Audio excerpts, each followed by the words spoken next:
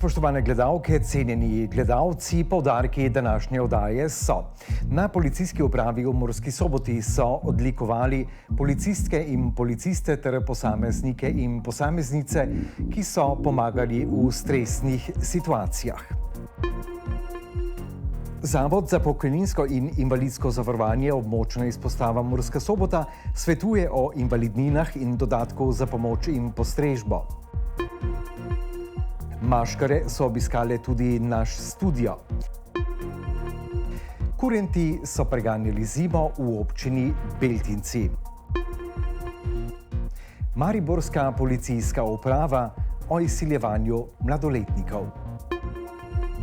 Jutri bo jasno.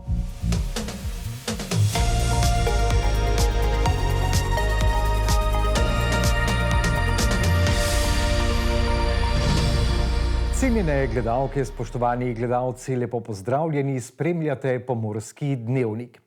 V policiji so se slovesno podelitvijo medalj policije zahvalili za požrtvovalnost in hrabrost pogumnim, predanim in prizadevnim pripadnikom, kot so zapisali modre družine, ter občanom in občankam, ki so s svojimi dejanji rešili številna življenja in zavarovali premoženje ljudi. Slovenska policija se je 66 junakom z medaljami zahvalila za požrtvovalnost in hrabrost. Tudi na policijski upravi v Murski Soboti so predstavili posameznike, ki so pomagali v okoliščinah, ki človeka postavijo pred težko preizkušnjo. Policista Davor Šijanec in Niki Tomovič sta dobila priznanje za reševanje z odličnimi komunikacijskimi sposobnostmi življenja posameznika, ki je leto nameraval končati.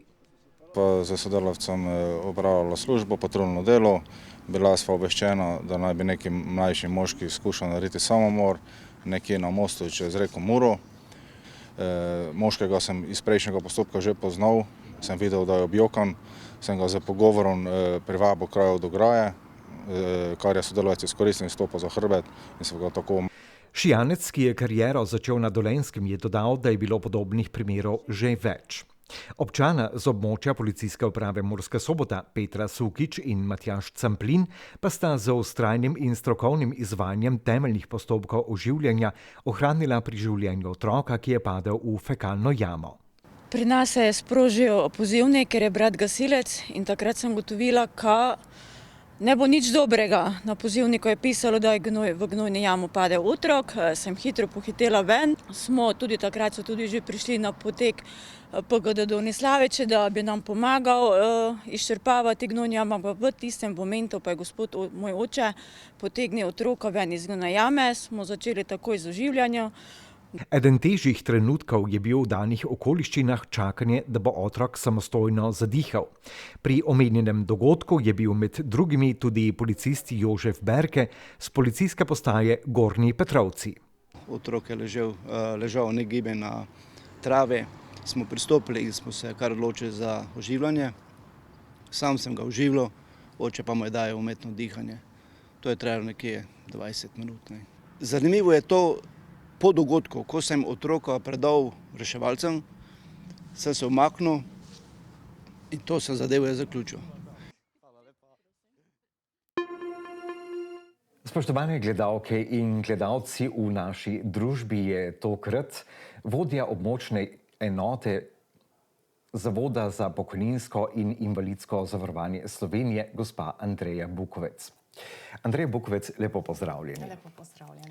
Najna današnja tema so pravzaprav pravice. Najprej se bova dotaknila pravice tistih, ki so morda invalidni ali pa kako jih uveljavljajo, potem tudi pravica do dodatka za pomoč in postrežbo in kakšna je invalidnina za telesno okvaro. Pa greva lepo po vrsti. Če imamo invalidnost, se to ugotavlja, kdo poda zahtevo za ugotavljanje invalidnosti? Predlog za uveljavljanje ocene invalidnosti lahko poda zavarovanec oziroma njegov zakoniti zastopnik. Predlog lahko poda osebni zdravnik ali imenovani zdravnik in pa predlog izvajalec medicina dela v soglasju z osebnim zdravnikom. Kam pošljemo potem, ko imamo vso dokumentacijo, to dokumentacijo oziroma predlog, na podlagi katerega ocenjujejo delovno zmožnost oziroma v kakšni meri je zmožnost ali nezmožnost? Predlog je potrebno podati na predpisanem obrazcu IZ-1 in predlogu predložiti medicinsko dokumentacijo oziroma kopije izvidov, katere verodostojnost potrdi osebni zdravnik z žigom in podpisom. Predlog se pošlje na območno enoto zavoda v Murski Soboti na Kocljevo 20. Potem pa so seveda pri invalidnostih tudi možne spremembe zdravstvenega stanja, nekatere gerontološko, nekatere pa tudi bolezensko pogojene, pa seveda kontrolni pregledi. Kaj se zgodi, ko je zdravstveno stanje spremenjeno?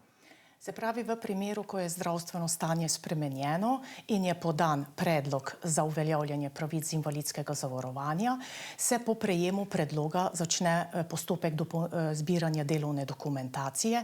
Predpisani obrazci se pošljejo zavarovancu, njegovemu delodajalcu, v primeru nezaposlenega zavarovanca pa tudi Zavodu za zaposlovanje. Ko zavod zbere to delovno dokumentacijo, zadevo odstopi na invalidsko komisijo, ki poda mnenje na podlagi popolne delovne medicinske dokumentacije in osebnega pregleda zavarovanca. Zavarovanec se vabi praviloma na najbližjo invalidsko komisijo. Zavarovance, ki živijo na območju Pomurja, se vabi na invalidsko komisijo Maribor. Invalidska komisija kot izvedenski organ zavoda poda izvedensko mnenje in zavarovanec dobi odločbo, ali zdravljenje ni končano, ali ni invalidnosti, ali se ga pa razvrsti v določeno kategorijo invalidnosti in se mu priznajo pravice iz invalidskega zavarovanja, pravica do premestitve, pravica do dela s krajšim delovnim časom, do poklicne rehabilitacije ali pa do invalidske pokojnine. To sva govorila o invalidnostih. Potem je pri tistih, ki so že upokojeni, zelo pomemben faktor, vsaj pri večini, dodatek za pomoč in postrežbo, seveda pri teh, ki potrebujejo ta dodatek. Kakšni so pogoji za pridobitev pravice do dodatka za pomoč in postrežbo? Pravico do dodatka za pomoč in postrežbo imajo uživalci pokojnine, ki jim je potrebna pomoč za upravljanje osnovnih življenjskih potreb in so bili pretežni del zavarovanja zavarovani za širši obseg. Potem pravico do dodatka imajo tudi slepi in slabovidni zavarovanci, potem zavarovanci, ki so zaposleni z zmanjšano delovno zmožnostjo, vsaj s polovico delovnega časa. To je torej o dodatku za pomoč in postrežbo. Uveljavljamo ga lahko kdorkoli, ki izpolnjuje pogoje za to, da ga uveljavlja. Kako se bo potem naprej odločalo, pa ni več v naših rokah. Je pa tudi invalidnina za telesno okvaro. Telesnih okvar je veliko število. Kakšne so pridobitve oziroma kakšni so pogoji za pridobitev invalidnine za telesno okvaro? Predvidevam, da nekaj podobnega, kot sva govorila pri invalidnostih. Invalidnina je denarni dodatek za telesno okvaro. Telesna okvara pa je izguba, znatnejša onesposobljenost oziroma poškodovanost organa oziroma posameznega dela organa.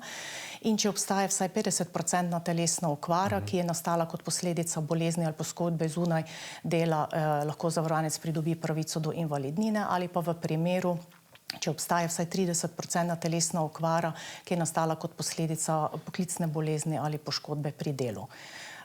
Pravica do invalidnine je od dneva nastanka telesne okvare oziroma, če je telesna okvara nastala pred vložitvijo zahteve, od vloge največ za 6 mesecev nazaj.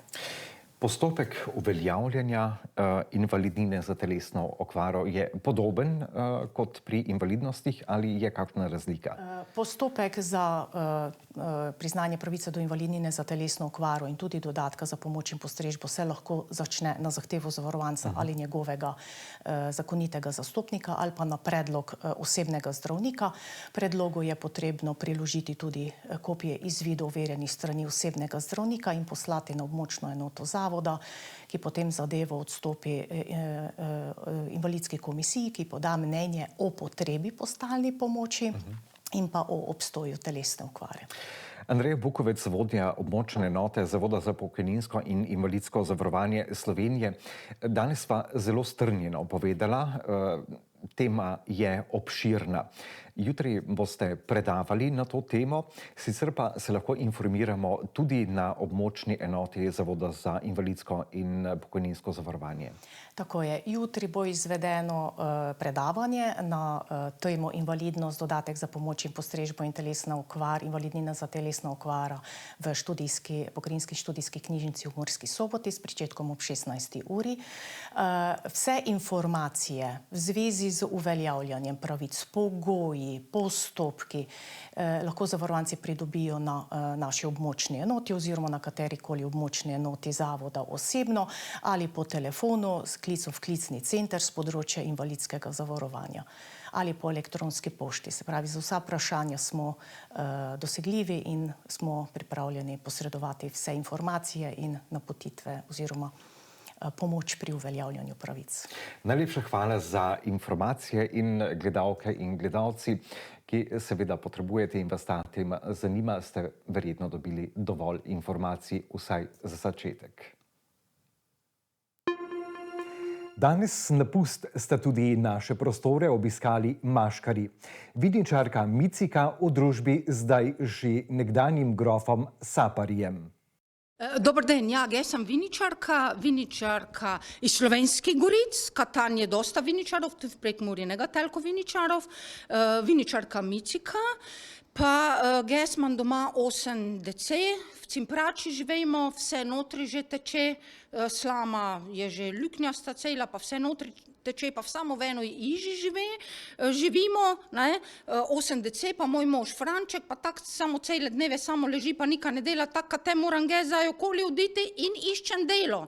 Zdaj pa jaz sem viničarka, jaz fizično delam, ampak zdaj časi so se spremenili, kaj te znale, gnezdenje to vse naček, zdaj imam jaz menedžera imam grofa Saparija, zdaj pa oba pa imava isto nevolo. Jaz živim z 8 dece pa s Frančekom v enoj iži, ka vse notri teče, grofa Saparija pa so vrgli iz dvorca, iz grada, tam je zdaj, tu v Soboškom gradu je nekši muzej. Pomurski muzej. Pomurski muzej, Murska Sobota, pa nekši Mik. Pa Mik. Taka nema fleta, nema stanovanja, jaz pa tu ne. Zdaj pa jaz iščem delo, zdaj prišla sem iz Goric, zdaj imam že prazno korflašo, zdaj pa tak vam povem, za prvokop v Goricaj, Vinograde, to je najbolj žmetno delo, vidite, ko sem tudi cela zamazana, pa zbantrana sem že, pa taka bi jaz nucan za prvokop, za 1 hektar Goric, nucan kakšnih 300 dni, 300 tavrhov, 300 dnin ali 300 težakov in da svejto so mi za to virti plačali enoga prasca, pa dali so mi nekaj smetanik coj, pa kolač krija, zdaj so pa situacija je druga, nemam stanovanja, grof Sapari nema stanovanja, taka zdaj za 300 dni tavrhov te zdaj prosiva eno stanovanje 300, kak Sapare, 300 kvadratov. Ja, tu v Sobote ali pa Ljubljane. Ali pa Ljubljani, tako. Zato, ka Sapari je malo... Ne smo zbirčne, zadovoljni smo za 30 kvadrati ali v Murski Soboti ali v Ljubljani. Imamo tudi preostanke opreme. Če kdo želi, v zahvalo tudi pošljemo lepo fotografijo skupaj z našo viničarko. Mislim, ka obe paše v ta okvir. Pa vidite, ka časi so drugi, zdaj se grofje pa viničari družijo, prej toga ne bilo, Kurenti etnografskega društva Ježevka so obiskali tudi občino Beltinci. Etnografsko društvo Ježevka iz Ptuja je tradicionalno tudi letos obiskala občino Beltinci. Kurenti etnografskega društva so se najprej ustavili pred občinsko zgradbo v Beltincih, ker jih je pozdravil vršilec dolžnosti direktorja Zavoda za kulturo, turizem in šport Beltinci Dejan Klemenčič. Po pozdravu in glasnem odganjanju zime in zlih duhov na ploščadi pred občinsko zgradbo so se kurenti odpravili še na pot po vaseh in ustanovah občine. Od mladoletnega Mariborčana sta dva tuja državljana s stalnim oziroma začasnim prebivališčem v Sloveniji z grožnjami namišljenega dolga izsilila 62 000 evrov. Kot so povedali na tiskovni konferenci Policijske uprave Maribor, pa mladoletnik ni edini, ki so ga izsiljevali. Mariborska policijska uprava je na tiskovni konferenci predstavila podrobnosti o izsiljevanju mladoletnika. Osumljenca pa nista izsiljevala le mladoletnika. Poleg kaznivega dejanja izsiljevanja sta obtožena še poskusa izsiljevanja. V obeh primerih je bila žrtev mladoletna, poznala izsiljevalca, izsiljevanja pa so potekala v fizični obliki. Na podlagi sodnih odredb smo pri dveh osebah na območju naše policijske uprave izvedli hišne preiskave zasebnih prostorov in osebne preiskave. Na območju policijske uprave Celje pa še preiskave osebnega vozila, kjer smo iskali dokaze o prej navedenih kaznivih dejanjih. Pri tem so bile zasežene elektronske naprave in drugi predmeti pomembni za nadaljnji kazenski postopek. Predkazenski postopek, ki ga usmerja Okrožno državno tožilstvo v Mariboru, poteka zoper dve osebi, in sicer polnoletno ter mladoletno osebo tujega državljanstva s stalnim oziroma začasnim prebivališčem na območju Maribora. Ugotovili smo, da sta od začetka lanskega leta od mladoletne osebe z resnimi grožnjami izterjala večje zneske gotovine zaradi izmišljenega dolga in si tako pridobila protipravno premoženjsko korist v višini najmanj 62 000 evrov. Vidovič je ob tem dodal še, da naj bo socialno okolje pozorno na morebitne spremembe v obnašanju ali ravnanju mladoletnikov in drugih morebitnih žrtev tovrstnih dejanj.